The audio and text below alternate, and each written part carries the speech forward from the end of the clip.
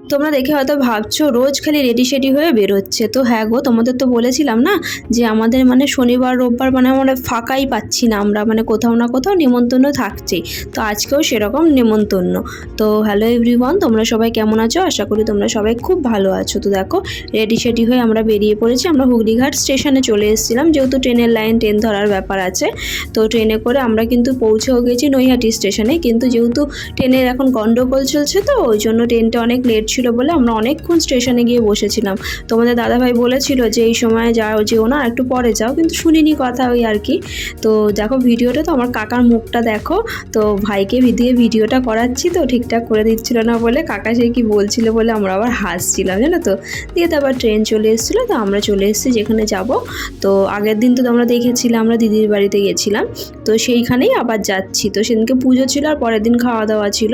তো দেখো আমরা সবাই, তো আজকে তোমাদের দাদা ভাই, বড় ভাই, আমার কাকা, আমরা সবাই মিলেই এসেছি। আর জানো তো ভিডিওটা না এডিট করতে গিয়ে দেখছি মানে আমি ভিডিও সেরকমভাবে করিনি, যে আমরা গেছি এসছি ঘুরেছি সেই ভিডিওই করেছি, মানে আমরা যে ওখানে গেছি বা কিছু সেরকম কিছু ভিডিওই করা হয়নি। তো যাই হোক, যেইটুকুনি করেছি সেইটুকুনিকে তোমাদের সাথে শেয়ার করছি। অ্যাকচুয়ালি কি বলো তো, আমরা তো পুজোর দিন সকালে গেছিলাম, তো তখন খুব একটা লোক ছিল না বলে না ভিডিওটা তাও করতে পেরেছি।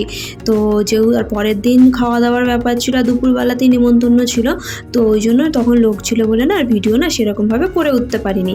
তো দেখো অনেকটা দেরি হয়ে গেছিলো যেতে যেতে। তো গিয়ে কিছুক্ষণ বসার পর আগে খেয়ে নিয়েছিলাম, খেতে বসে পড়েছিলাম। তো মেনুতে ছিল ভাত, ডাল, বেগুনি, আলু ফুলকপির তরকারি আর মাছ, চাটনি, পাঁপড়, মিষ্টি।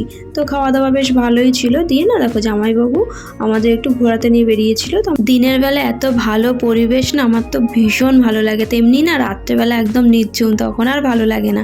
তো ঘোরা ঠোরার পর কিছুক্ষণ ঘরে গিয়ে বসেছিলাম।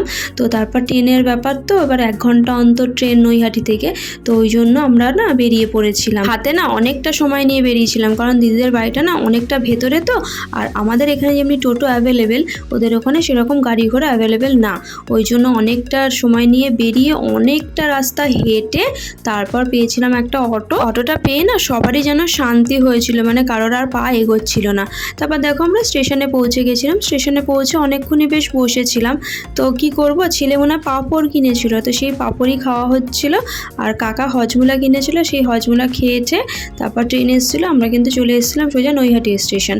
তো আমরা কিন্তু ঠিক করে রেখেছিলাম নৈহাটিতে নেমে কি খাবো। তো প্রথমেই দেখো আগের দিনও চানা খেয়েছিলাম, তো আজকেও চানা খেলাম। তারপর আমসত্ত্ব খেয়েছিলাম, কাকা পেয়ারা মাখা কিনেছিল সেইটা খেয়েছিলাম। আর কি খেলাম মনে পড়ছে না। খেতে খেতে ট্রেন চলে এসেছিলো। তারপর দেখো আমরা কিন্তু নেমে গেছি হুগলিঘাট স্টেশনে। তো আজকে কিন্তু আর কাকা নেই, আজকে আমাদের হেঁটে হেঁটেই বাড়ি যেতে হবে।